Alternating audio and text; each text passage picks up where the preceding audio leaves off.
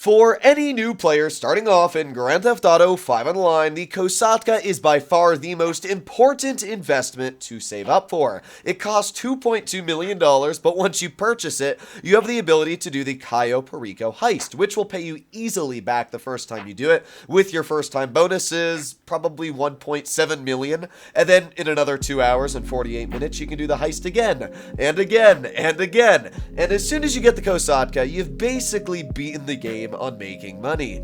However, earning $2.2 million from level 1 can be something extremely challenging, and that is why today's video should come as a major help to starting off your account. The first thing you're going to want to do is enable two-step verification. This is going to net you $500,000 into your account. Now, I can't say immediately. It takes up to 72 hours. It's just like when you complete any mission and the Rockstar says money will be deposited 72 hours at latest into your account. So for two-step verification, I cannot say exactly when you'll get the money, but at least in 3 days, you'll get the money added to your account. With that aside, let's start off with how you can make about $850,000 in maybe 2-3 hours of work, and this is the treasure hunt weapons. When I started off my Broke to Millions account about 2 months ago, the first thing I instantly did was treasure hunt weapons because they are so easy to get, and I mean, it's just instant money. So let's start off with the stone hatchet. There's a little trailer off in Sandy Shores, which is the desert part of the map.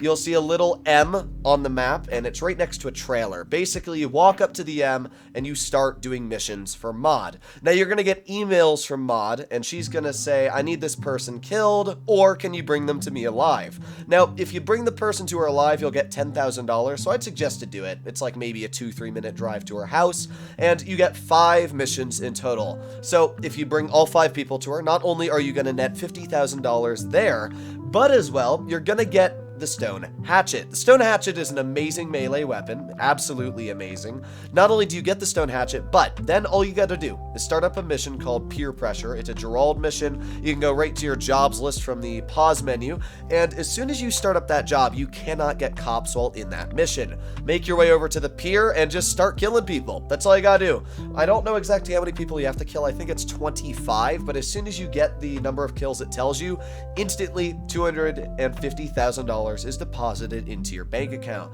That means in total, you're getting $300,000 just from the stone hatchet, but that's 1 out of 4 weapons. Next up, we have the double action revolver. This one is very easy. You're going to get an email from this treasure hunt email, and as soon as you get that, just go look at the picture. It's going to be this old black and white photo. Go to YouTube, type in double action revolver treasure hunt all locations. You'll find a video that's probably 30 minutes long. Just scroll through the video until you find your location. Drive over to that spot. You'll see a little note somewhere. Then, once you get that first clue, everybody has the same 3 spots after that. So just Google the 3 locations for the double action revolver again on YouTube. Boom. Collect all 3 locations. Go get your weapon. And then as soon as you do the challenge again, easily, just go back to the mission on Peer Pressure. Do it. Boom. That's another $250,000 deposited into your account. Now, the double action revolver, in my opinion, is the most painful of all the missions. I think you have to get like 50 headshots with it. It's not hard. I mean, again, if you can't get cops and there's just a bunch of people on the pier, it's really easy to do, but it's definitely the most annoying out of the bunch. Next up, we have the Navy Revolver. This will net you another $250,000. Now, the Navy Revolver is honestly the easiest, but it's a bit weird how it works. So, the Navy Revolver, you have to go all the way down to the top of the map, which is called Paleto Bay, and you're gonna have to Google where it is. Just type in Navy Revolver locations. Basically, I think it's on like a little outhouse, and you just walk up to that spot, and then you're gonna get your first clue, and then you finish all the clue locations. When you finish all the locations for the Navy Revolver, it's basically that at a random time in the game, I know that there is a specific time, I just don't remember exactly when, there's this guy called the Slasher who's gonna try and kill you. He really doesn't do anything, honestly, if you're inside of a car or literally just standing like a normal person. In fact, when I was doing this mission and I was doing something else and the Slasher walked up to me, he hit me in the face. It did like 1/5 of my health. So literally just be paying attention while you're playing GTA for like the first 48 minutes after you complete the clues for the Navy Revolver. Some guy named the Slasher is going to try and attack you. You just got to kill him, and then you get the Navy Revolver. And once you've done that, boom, another $250,000 by killing, I think it is like 25 people or something like that. It's really easy to get, and another $250,000 50 grand netted into your account. The final one is definitely the most painful of the bunch, which is the latest weapon added into the game. I would highly suggest to get it though, because buying assault rifles in GTA is very expensive, so getting the M16 is a very smart idea. Now, the M16 is going to net you in total $100,000. I think you get $10,000 from each mission complete, and then as well $50K from the weapon itself. Now, the M16, basically, there's a couple locations on the map. I think it's like 10 in total. If you just Google M16 locations on Google, you'll be able to see all the spots. What I do is I just drive around the location over and over and over, and then a crime scene eventually will spawn. Maybe it'll take you like, it took me 2 hours in total to do it, so it's a little painful, but once you get the M16, it's a great weapon. I'd highly suggest to get it, especially because if you're a newer player, it is so important to have one of the best assault rifles in the game right off the bat. At this point, you've already made a lot of money. With the $850,000 you'll make just from doing the treasure hunts, and then add that on with the $500,000 you'll get from the two-step verification, that is $1.35 million netted into your Grand Theft Auto 5 account. As a quick post-edit, I also forgot to mention that time trials are a fantastic way of making money. Now, you're only able to do one time trial a week, but that's still $100,000 a week. My suggestion, buy a Body 801. It's a super cheap bike at $15,000, and it will very easily be able to complete any time trial as long as you're able to handle it.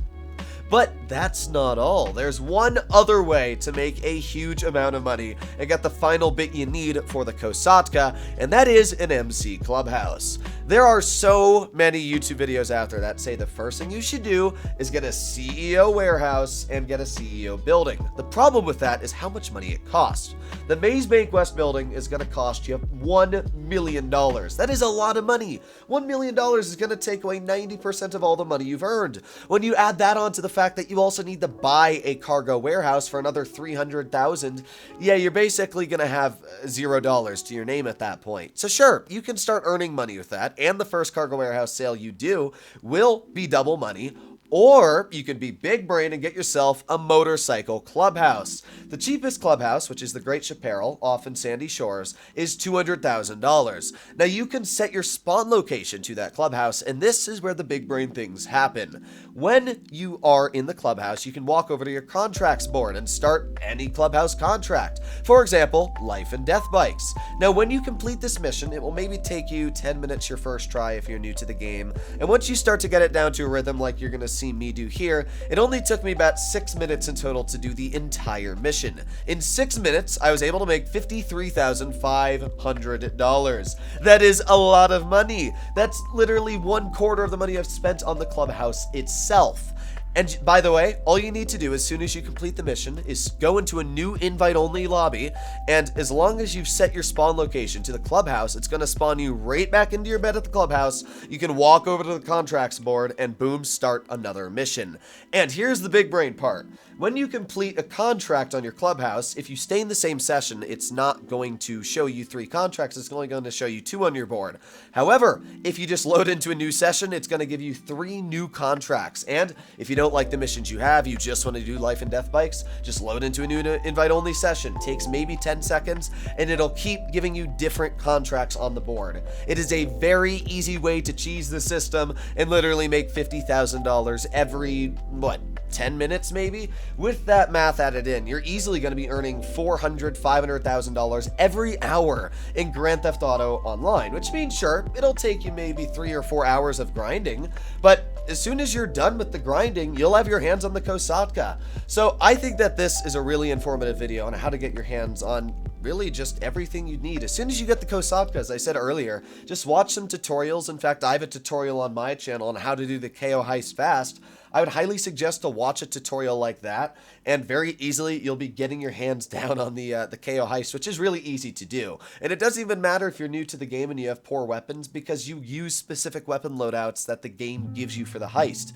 So it is really just such an easy heist in general. So either way, hopefully this video helps you out. I really think it will, and I think this is different than a lot of other YouTube videos on how to start off, because I can't tell you how many times they always say start off with the CEO building, when I think that's the wrong way to go. What you should be doing is saving all those millions of dollars you've earned and spending them on the Kosatka after getting just a $200,000 motorcycle clubhouse. And if you want to be even big brain, get a body 801. It'll cost you 15 grand even if you can't upgrade it. It's one of the fastest bikes in the game stock, which means that you'll be able to get from point A to point B a lot faster. Either way, hopefully this video helps you out, because it really is a super easy way of starting off your account and getting a lot of money in GTA. As always, if you'd like to see more like this, please consider smashing that subscribe button down below, as I always post a lot of tutorials, but I'll be seeing you in the next one.